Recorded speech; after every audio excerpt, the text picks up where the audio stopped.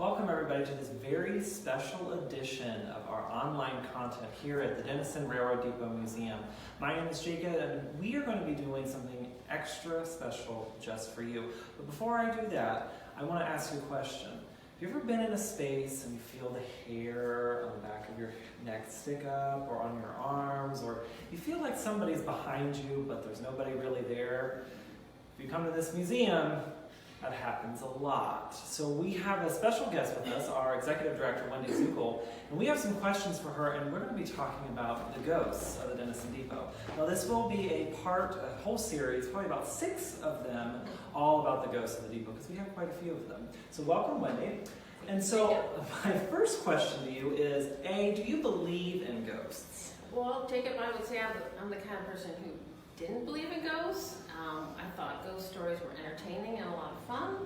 I've never had, prior to working here, any experiences with ghosts, but I am a believer now, and I have learned to respect that presence, because if you don't respect it, they will let you know.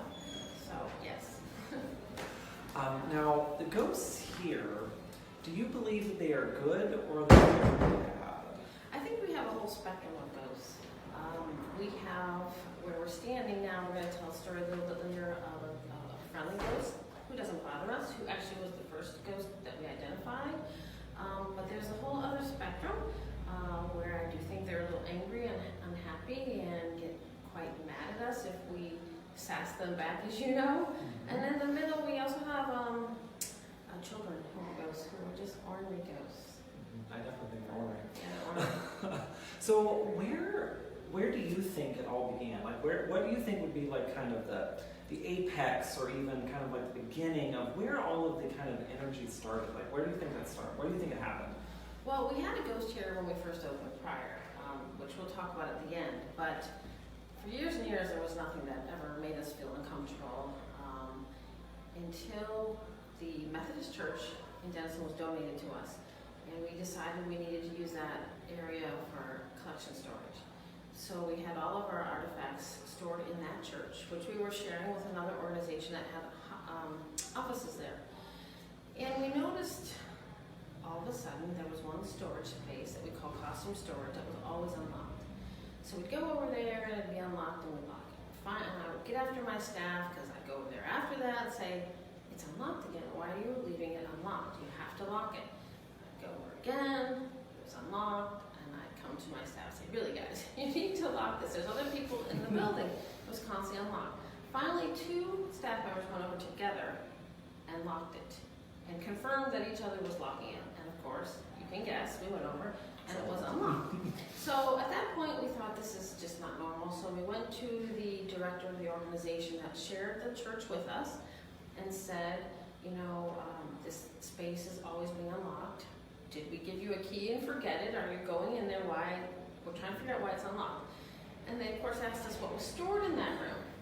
And when we explained it to them, they were like deer in the headlights. Because here's what happened. That church, right behind it is an alley, and on the other side of the alley is the Dennison Yard. So if you can imagine, they said one of their employees was driving down that alley at night and saw in their headlights a couple people crossing the alley. So they stopped and they waited till these 2 people crossed the alley. And what they believe happened was that it was 2 World War II soldiers crossing in front of them that sort of melted into the wall and went into the church. And the storage area that was always unlocked was costume storage, and 90% of the artifacts in that storage were World War II uniforms. So that's where it began. And what happened is when we brought a lot of that collection over to the depot and put it into our hospital car, that just completely changed everything. And you asked me if I'm scared, you will notice. Yes. I will not be in my office after 5 o'clock. And even if I am, I'm pretty much told to leave. There's a big difference between our time and their time. And their time, they let us know.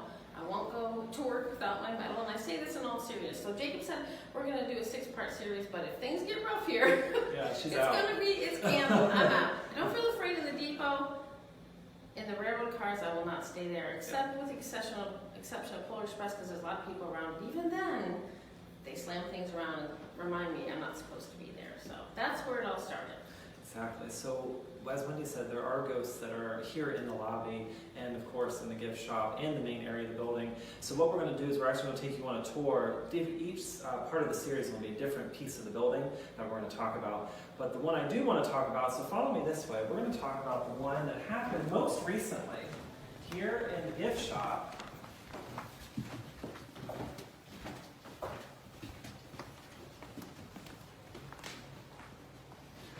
So, this beautiful tree that was donated to us, and this candy sign that has been back here way before even I got here, and that was 8 years ago, was in the middle of the floor, right here, and the tree was kind of like disheveled, and one of the ornaments had fallen off and shattered. This is held up by pins. The pins have been there probably forever. Pins just don't fall out on their own. We have no explanation to why.